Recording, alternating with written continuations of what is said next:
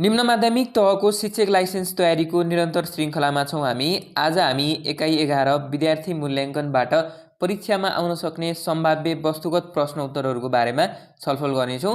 र अर्को कुरो हो, यहाँहरूलाई धेरै धेरै धन्यवाद पनि हामी दिन चाहन्छौँ। टिकटकमा यहाँहरूले 1000भन्दा बढी फलोवर्स भइसक्नु भएको छ र हामी सकेसम्म आज साँझ 8 बजे र नभए चाहिँ भोलि बिहान 6 बजेदेखि टिकटकमा लाइभ अवश्य जोड्नेछौँ। र टिकटकमा चाहिँ हामी मेनली रूपमा चाहिँ आइक्यूलाई फोकस गर्नेछौँ है। बाँकी कुरा हामी टिकटकमै धेरै कुराहरू गरौँला, यहाँहरूको जिज्ञासाहरू पनि ल्याउँला। बाँकी चाहिँ आजको क्लास हामी प्रश्न उत्तरबाटै छलफल गरौँ। पहिलो प्रश्न हेरौँ, विद्यार्थी मूल्याङ्कन किन आवश्यक रहेको छ?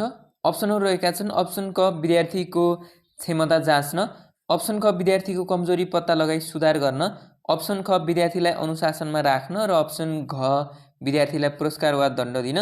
र यहाँहरूले हामीहरूसँगै प्र्याक्टिस गर्नुहोला र कतिसम्म यहाँहरूले पढ्नुभएको अध्ययन गर्नुभएको प्रश्नहरू यहाँ परेछ यदि सम्भव भएसम्म कमेन्ट हामीलाई अवश्य गर्नुहोला। यसको उत्तर यहाँहरूले पक्कै पनि अनुमान लगाइसक्नुभयो होला। अप्सन ख चाहिँ यसको सही उत्तर रहेको छ है। हामी चाहिँ अलिक छिटो छिटो नै जानेछौँ है। यदि यहाँहरूले कुनै पनि प्रश्नहरूमा डाउट लाग्यो, फेरि पढ्नुपर्ने भएमा चाहिँ यहाँहरूले भिडियोलाई पज गरेर प्रश्नहरू राम्रोसँग पढेर उत्तर दिनु होला, किनकि इक्जाम नजिक आइसकेको छ र हामीले पढ्नुपर्ने अझै धेरै छ। भर्खर हामी एकाइ 11 मा आएका छौँ र त्यस्तै हामीले विभिन्न किसिमका परीक्षा केन्द्रित सेटहरू पनि हामी प्रस्तुत गर्न बाँकी छ। सोही अनुसारले चाहिँ हामी अलि छिटो छिटो नै जान्छौँ।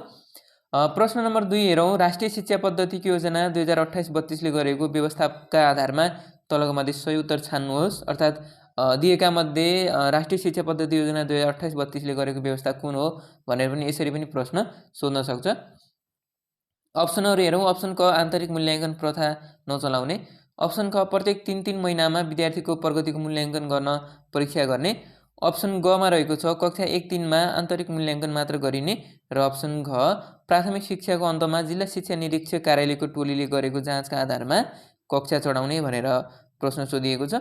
यहाँहरूले पक्कै पनि प्रश्नको उत्तरको अनुमान लगाइसक्नुभयो होला। यसको सही उत्तर चाहिँ अप्सन ख रहेको छ है। यो राष्ट्रिय शिक्षा पद्धति योजना 2028-32ले गरेको व्यवस्था चाहिँ प्रत्येक 3-3 महिनामा विद्यार्थीको प्रगतिको मूल्याङ्कन गर्न परीक्षा गर्ने चाहिँ सही उत्तर रहेको छ दिएका अप्सनहरूमध्येमा। तेस्रो प्रश्नमा जाउँ, देखाएका मध्ये मूल्याङ्कनको अभिप्राय कुन हो? अप्सन क, श्रेणीकरण र स्थान निर्धारण गर्नु। अप्सन ख, प्रमाणीकरण गर्नु। अप्सन ग, निदान र शैक्षणिक सुधार गर्नु। र अप्सन घ, माथिका सबै। यहाँहरूले उत्तरको अनुमान पक्कै पनि लगाइसक्नुभयो होला भन्ने हामी आशा गर्छौँ। र यस प्रश्नको चाहिँ सही उत्तर रहेको छ अप्सन घ है, माथिका सबै चाहिँ सही उत्तर रहेको छ। त्यस्तै हामी चौथो प्रश्न हेरौँ, मूल्याङ्कनले तलको मध्ये कुन अर्थलाई जनाउँछ? मूल्याङ्कनले तलको मध्ये कुन अर्थलाई जनाउँछ? अप्सनहरू, अप्सन क, बौद्धिक स्तर निर्धारण। अप्सन ख, क्षमता निर्धारण। अप्सन ग, योग्यता निर्धारण। र अप्सन घ, माथिका सबै। यहाँहरूले पक्कै पनि उत्तरको अनुमान लगाइसक्नु भएको छ होला। र यस प्रश्नको चाहिँ सही उत्तर भनेको चाहिँ अप्सन ग हो है। कहिलेकाहीँ यस्ता माथिका सबै प्रश्नहरूले झुक्क्याउने गर्दछ। अप्सन ग, मूल्याङ्कनको खास अर्थ चाहिँ योग्यता निर्धारण गर्नु हो। त्यस्तै अब हामी 5औँ प्रश्नमा जाउँ, प्राथमिक तहमा कुन मूल्याङ्कनका आधारमा सिकाइलाई सुनिश्चित गरिएको छ? अर्थात् प्राथमिक तहमा अपनाइने मूल्याङ्कन कुन हो भनेर पनि यहाँहरूलाई प्रश्न सोध्न सक्छ। एउटै प्रश्नलाई विभिन्न ढङ्गबाट सोधिदिँदा चाहिँ कहिलेकाहीँ हामीलाई मुस्किल पर्ने गर्दछ। त्यसकारण चाहिँ चौतर्फी अध्ययन यहाँहरूले पक्कै गर्नुहोला। अप्सन हेरौँ, अप्सन क, निर्माणात्मक मूल्याङ्कन। अप्सन ख, निदानात्मक मूल्याङ्कन। अप्सन ग, निर्णयात्मक मूल्याङ्कन। र अप्सन घ, त्रैमासिक र वार्षिक परीक्षा। प्राथमिक तहको मूल्याङ्कन पद्धति यहाँहरूले पक्कै पनि अनुमान लगाइसक्नुभयो, अप्सन क है। निर्माणात्मक मूल्याङ्कन चाहिँ यो प्राथमिक तहमा सिकाइलाई सुनिश्चित गरिएको अथवा सिकाइमा सुनिश्चित गरिएको मूल्याङ्कन हो। त्यस्तै अब हामी 6औँ प्रश्नमा जाउँ, प्राथमिक पाठ्यक्रमले निरन्तर विद्यार्थी मूल्याङ्कन रेजा दिनको लागि के मापदण्डलाई मानेको छ अथवा आधार मानेको छ है? प्राथमिक पाठ्यक्रमले अर्थात् प्राथमिक तहले निरन्तर विद्यार्थी मूल्याङ्कन मा जुन रेजा दिनको लागि के मापदण्डलाई आधार मानेको छ? अप्सनहरू हेरौँ। अप्सन क, कक्षा कार्य, परियोजना कार्य, व्यवहार परिवर्तन, सृजनात्मक कार्य र हाजिरी। अप्सन ख, उपस्थिति, व्यवहार, अनुशासन र लगनशीलता। अप्सन ग, परीक्षाको प्राप्ताङ्क, नियमितता र सरसफाइ। अप्सन घ, कक्षा कार्य, गृह कार्य र परियोजना कार्य। यहाँहरूले पक्कै पनि यस उत्तरको अनुमान लगाइसक्नुभयो होला। र यस प्रश्नको सही उत्तर चाहिँ अप्सन क रहेको छ है। कक्षा कार्य, परियोजना कार्य, व्यवहार परिवर्तन, सृजनात्मक कार्य र हाजिरी चाहिँ यो प्राथमिक तहको पाठ्यक्रमले विद्यार्थी मूल्याङ्कनमा जुन रेजा दिनको लागि तोकिएका मापदण्डहरू हुन्। त्यस्तै अब हामी 7औं प्रश्नमा जाउँ। मूल्याङ्कन कार्यको अन्तिम चरण कुन अवस्थामा गरिन्छ? मूल्याङ्कन कार्यको अन्तिम चरण कुन अवस्थामा गरिन्छ? अप्सनहरू: अप्सन क विद्यार्थीले भविष्यमा गर्ने कार्यको परिणाम हेरेर। अप्सन ख परीक्षा फलको व्याख्या गरेर। अप्सन ग जुन तहको परीक्षा उत्तीर्ण गरेको छ सोभन्दा माथिल्लो तहको अध्ययन र परिणाम हेरेर। अप्सन घ माथिका सबै। यहाँहरूले पक्कै पनि उत्तरको अनुमान लगाइसक्नुभयो होला। र यस प्रश्नको चाहिँ सही उत्तर रहेको छ अप्सन ख है।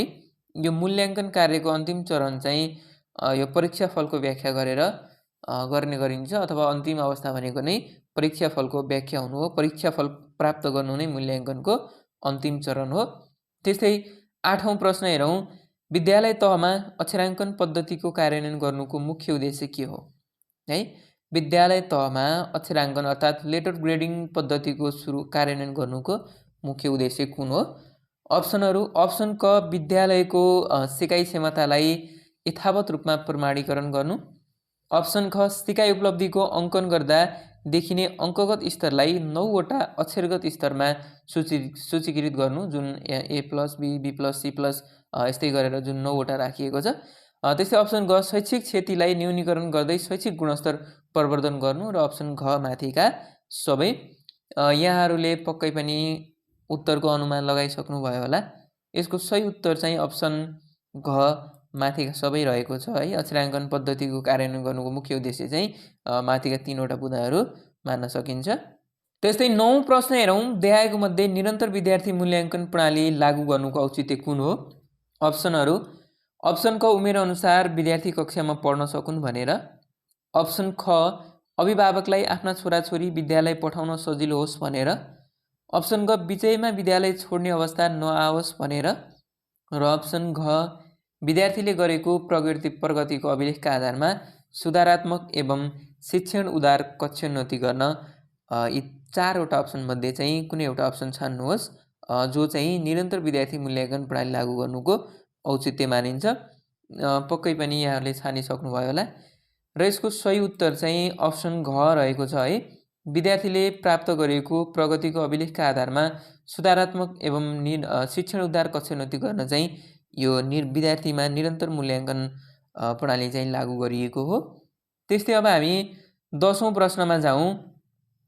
नेपालमा निरन्तर विद्यार्थी मूल्याङ्कनको व्यवस्था सर्वप्रथम कहिलेदेखि भएको हो? अप्सनहरू हेरौँ। अप्सन क राष्ट्रिय शिक्षा पद्धतिको योजनादेखि। अप्सन ख आधारभूत तथा प्राथमिक शिक्षा परियोजना प्रथमदेखि। अप्सन ग आधारभूत तथा प्राथमिक शिक्षा परियोजना दोस्रोदेखि। र अप्सन घ विद्यालय क्षेत्र सुधार कार्यक्रमदेखि। यहाँहरूले पक्कै पनि उत्तरको अनुमान लगाउनु होला र लगाइ पनि सक्नुभयो होला। यसको सही उत्तरतर्फ जाउँ हामी। अप्सन ग सही उत्तर रहेको छ। आधारभूत तथा प्राथमिक शिक्षा परियोजना दोस्रोले चाहिँ यो निरन्तर विद्यार्थी मूल्याङ्कनको व्यवस्था पहिलोपटक गरेको हो। त्यस्तै अब हामी 11औं प्रश्नमा जाउँ। विद्यार्थीलाई सोधिने प्रश्नको खाका तयार गरिने कार्यलाई तलको मध्ये कुन नामले चिनिन्छ? अप्सन क पद विश्लेषण कार्य। अप्सन ख नमुना प्रश्न निर्माण कार्य। अप्सन ग सम्भाव्य प्रश्न निर्माण कार्य। र अप्सन घ अनुमान प्रश्न निर्माण कार्य। र यस्तो प्रश्नले चाहिँ यहाँहरूलाई कहिलेकाहीँ झुक्क्याउने गर्दछ है। माथि सोधिएको छ विद्यार्थीलाई सोध्ने प्रश्नको खाका तयार गर्ने, त्यसकारण यहाँहरूले पनि प्रश्नसँगै मिल्ने अप्सन चाहिँ तल नलगाउनु होला। यहाँहरूले चाहिँ अप्सन बिग्रन जान्छ।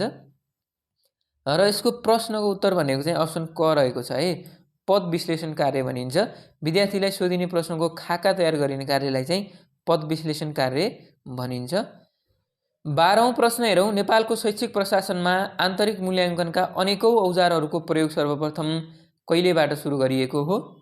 अप्सनहरू: अप्सन क विक्रम सम्वत 2022 देखि।